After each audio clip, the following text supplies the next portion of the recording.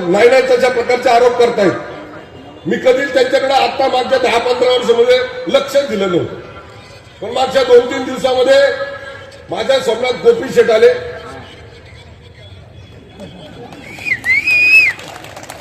मला गोपी शेठ म्हणले, अरे किती दिवस गप्प बसणार, किती दिवस गप्प बसणार। मी गोपी शेठला म्हणलं, राव मला थोडंसं अवघड होतं।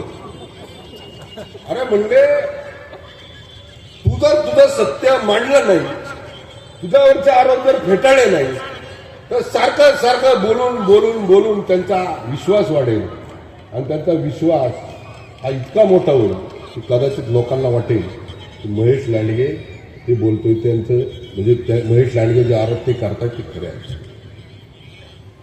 आता माझ्याबद्दल त्यांना का एवढा, त्यांना माझ्याबद्दल का राग आहे हे मला सांगायची गरज नाही तुम्हाला। आता 2 दिवस